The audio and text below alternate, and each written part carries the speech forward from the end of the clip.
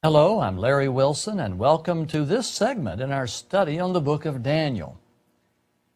I know that some of you are probably wondering, how is this the book of Daniel?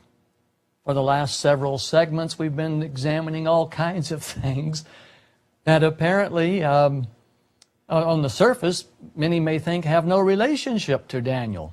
But that's part of the problem with understanding the book.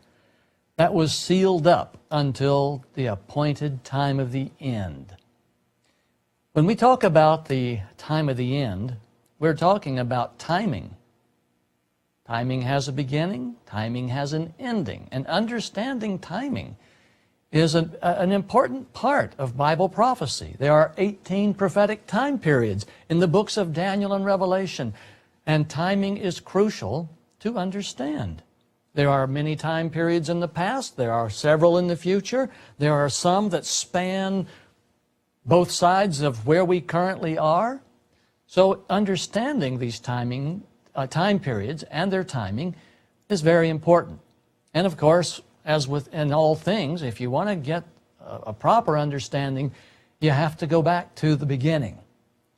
In our last segment, I was explaining how God set up some clocks to measure time. And I would like to continue, and I want to take you now to my little illustration and show you this little picture and try to explain a couple of things. Here's the sun, of course, and here's the earth. And you can see I've drawn a circle around the sun to represent our orbit around the sun. And the interesting thing about this little picture, you can see I have a picture of the earth in this position here at about 4 o'clock. And then you see I have another picture of earth drawn at about the 10 o'clock position in this orbit around the sun. Now, I've just arbitrarily chosen these locations because what I've done here is to draw the equinoxes. There are 2 equinoxes per year. There's one in the spring, and that's the one here at the 4 o'clock position, and there's one in the fall, and that's at the 10 o'clock position in this illustration. The equinox occurs when we have the rotation and the alignment of the earth in such a way that we have the equal night with equal day. And in fact, the word equinox comes from Latin, which means equal night, equinox, or night. So twice a year we have some absolute positions with respect to just observing the function of our orbit around the sun. We have equal night with equal light.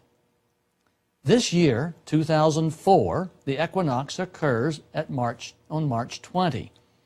Now, it's not always absolutely true that you have the same amount of light as night at the equinox, but it's very close. The equinox became a position, a fixed position for the heavenly bodies so that navigators through the ages could look at the stars and pretty well determine where they were in their location. So the equinox, the spring equinox and the fall equinox this year will happen on September 22. And as you might understand, the 1 year is a cycle or going around the sun. And the actual number of days that it takes to go around the sun and to come right back to the equinox is 365.242, just in round numbers. 365 and about a quarter of a day, about 6 hours. So 365 days and 6 hours it takes to make this complete trip.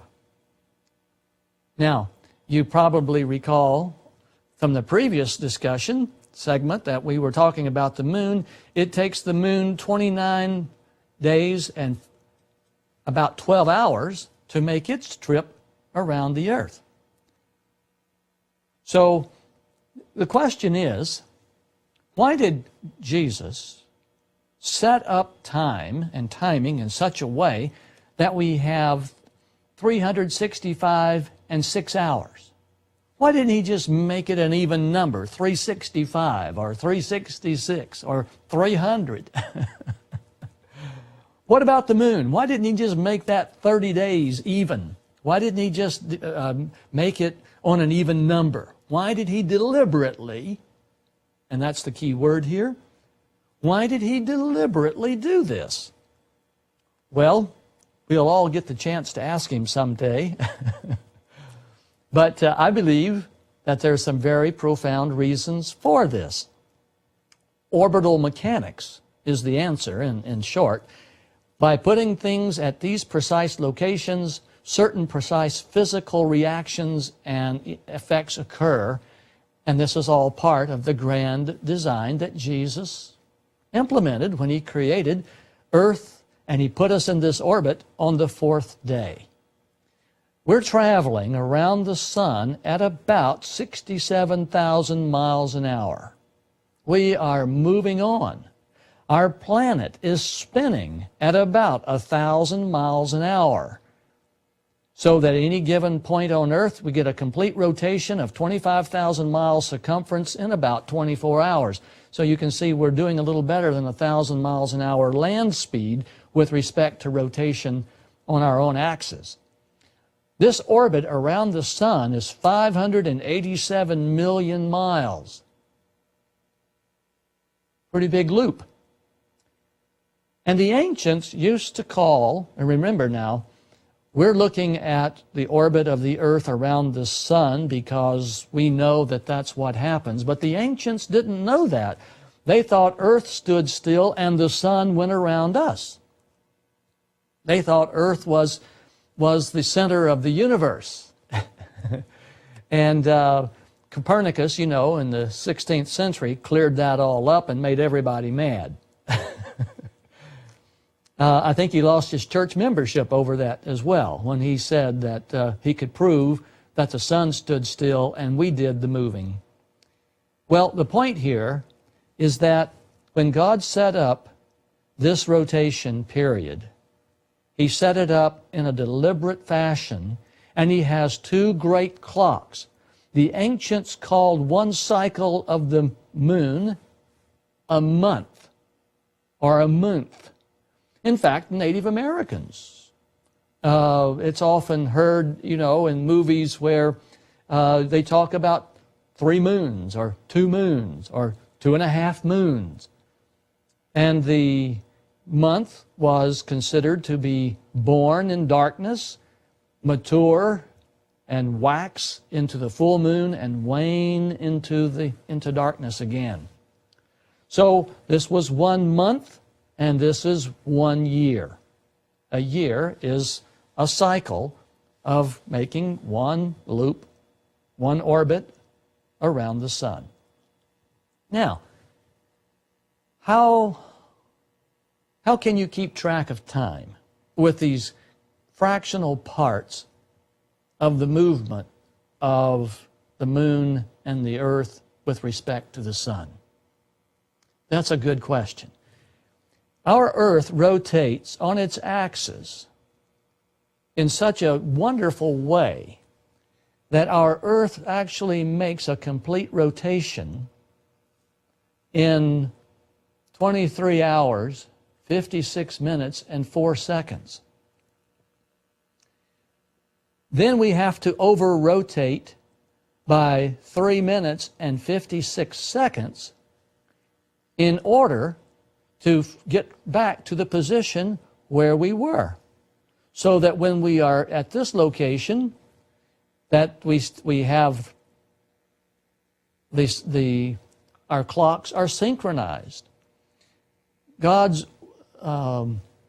orbital mechanics here enable us and allow us to have a clock that is precisely 24 hours, because as we move from this position to this position, we have to rotate not only one complete rotation, but we have to over-rotate by 3 minutes and 56 seconds, or else your clocks would all be crazy. In fact, if you were standing on this position at the equinox, and if the Earth just rotated, made one complete rotation in 23 hours and 56 minutes and didn't over-rotate, and let's suppose you're standing here at 12 noon, by the time you get to the fall equinox, it'll be 12 midnight, but your watch would say 12 noon. So we have to constantly over-rotate every day in order to keep facing the sun at precisely the same direction. Well, I've made such a mess of this chart. Let me take you now to a new one to look at. Here is the sun in the center. Here is the moon way out here, and here is the earth. Now, I'm going to zoom in just a little bit now that you've seen the big picture. And I want you to notice that when God set up the measurement of time at creation, the ancients measured a month by the moon. And so they would wait for the full moon to start the month, and then month 2 would start at the next full moon. So let's take this year, for example. Let me zoom in just a little bit better. Let's just take this year, for example. The equinox is March 20 of this year, and the first new moon that occurs on or after the equinox would be New Year's Day, because you start the new month. So March 21, Sunday, March 21, 2004, would be the beginning of the first month of the year. And the Jews, after the Babylonian captivity, adopted many of the Babylonian names for the names of the month. And so you will see in the Bible the name Nisan, or Abib, for the first month of the year. This is the spring of the year. So when you have a new moon on or after the spring equinox, then you have New Year's Day. Now watch what happens. So we know that the moon orbits the earth in 29.5 days. So the next new moon is going to be April 19. That would be when month 2 would start in this illustration for 2004. Month 3 would start on April 19. Month 4 would start on June 17. Month 5, July 17. Month 6, August 16. September 14, October 14, November 12, December 12, January 10, and then February 8 would be the start of the 8th month. Okay, so far so good, but now we run into a problem. At the end of the month of the 12th month, which the Jews called Adar, at the end of the 12th moon, we have a problem. We still have about 10 days to go before we reach the equinox. Well, you can't start a new year before you reach the equinox, because if you don't start the year correctly, if you don't start it right, you won't put your crops in the ground at the right time. Every year you'll be planting your crops. And now let's see, did we plant the barley? Was that in November or was that July? Man has constantly struggled in a way to determine when crops should be planted. Well, the problem with counting by months is that 12 lunar months is 10 days short of a year. So here we have month 13 starting on March 10. And this is the way God set it up, and He had Israel of old to count the time. Let me show you here. Let me back this up just a little bit so that you can sort of get the idea of what goes on here. Hope you can see this on your television. There's a lot of detail on this little screen, but it's quite interesting to watch how God did this. When the 12 months have ended, we have covered a total of 354 days and some change. Okay? We have 10.88 days to go to reach the equinox. So the way it works out actually is that every third year there's a 13th month in the year. So in this case, in the year 2004, we're going to start our year, New Year's Day, let's suppose, using God's clocks, would be March 21. That's the new moon, the first new moon, on or after the spring equinox. March 21 is on a Sunday. So the first month of the year is going to be Nisan. The second month will be Iyar, and then Sivan, and then Tammuz, and then Ab, and Elul, and Tishri, and then Marcheshvan, and Keslev, and Tebeth, and Shebat, and Adar. Now, in the year when we have 13 months, 13 moons, we have Adar 2, or Viadar, as it was called, so that the new year, 2005, would start April 8, 2005. Because you can't start a new year until you have a new moon. The new moon is always the first day of the new month. So in God's calendar, now this is the part that's tricky. Please watch this. If you have, we know, for example, already, that one complete loop of the sun all the way around is 365 days. But our calendar is not just a solar calendar. It's a solar-lunar calendar. God's calendar involves the moon as well as the sun. And so New Year's Day starts with the first new moon on or after the spring equinox. In the year 2004, that would be March 21, Sunday. And then the year 2004 would actually have in it 13 moons, because you've already seen that we're 10 days short at the end of 12 moons. So we've got to finish out Adar 2, that is the 13th month, and then our New Year's Day for month 1 in 2005 would be April 8. Now, I know this is a little bit complicated, but here is the point. Please look at this statement. God's year has 355 days or 384 days, depending on the phases of the moon with respect to the equinox. God's year always begins in the spring. Passover, when God confirmed the synchrony of his calendar, he told Moses in Exodus 12, this is to be the first month of your year. Passover is in the spring of the year, and the New Year's Day is determined by the first new moon on or after the spring equinox. So God's year will sometimes have 355 days in it, and will sometimes have 384 days in it, depending on the phases of the moon with respect to the equinox. And this is how it happens.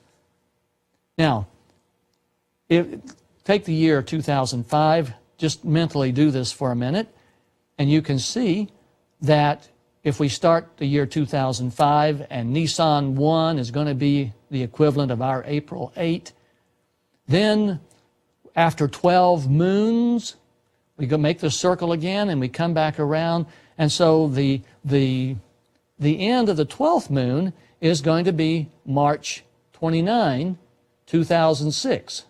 It'll be 10 days less. So with the March 29 date, then we'll see that the year 2005 actually had 12 lunar moons in it and did not require the 13th. This 13th month only occurs once every 3 years. And although it is not precisely correcting it's very close. It is true that every 19 years, the sun and the moon and the earth all line back up with so closely that the difference is only about 2 hours. Now you may say, why on earth did God create such a complicated calendar? Why did He give the ancients such a difficult time for measuring time itself? Well, actually, it's not as complicated as you might think. It's just complicated to us because we're not familiar with it. In ancient times, the ancients would simply look at the moon and tell what day of the month it was. They kept very accurate records. They had to measure time. And the reason that God perhaps made it complicated is so that people would keep track of time. God wanted those who would live at the end of time to know they were at the end of time. Now, you say, well, Larry, what does this have to do with the book of Daniel? Well, it has a lot to do with the book of Daniel, in fact. Because God's clock for the year can be both a 355-day year and a 384-day year, depending on the lunar cycles, the ancients came to regard one cycle of the sun as 360 degrees. In other words, the sun would return to the equinox at 360 degrees. And this was calculated as one time the sun went around the earth. One time. And so for purposes of calculating time, 360 degrees became 360 days. Does that make sense to you? The reason that should make sense to you, I want you to look at this chart here. Let me set this up for you. Now we'll go back to Daniel, and let's look at this for a second. Here in Daniel 7, we have the lion, the bear, the leopard, the monster. Now you recall how that Daniel 2 and Daniel 7 are parallel prophecies, and the ram and the goat in Daniel 8 represent the Medo-Persian Empire, just like the bear did and just like the chest of silver does. In other words, God gives us repetition and enlargement. So in the Daniel 7 prophecy, the kingdom of Babylon is represented as a lion, and the bear, and the leopard, and then the monster. And you recall that the 10 horns of the monster would break its power, and out of the 10 horns, an 8th horn would come up, a little horn. And it would pluck up 3, so that would leave 7, and it itself would be the 8th horn, and it would persecute God's people for a time, times, and half a time. I hope you can understand. Now that you know that, you should perhaps be able to understand why a time is 360 days. Because one time of the sun around was 360 degrees. God's clock measuring the year was sometimes 355, sometimes 384, depending on the lunar cycles. So for purposes of calculation and for counting time, it actually comes out to be a time is 360 days.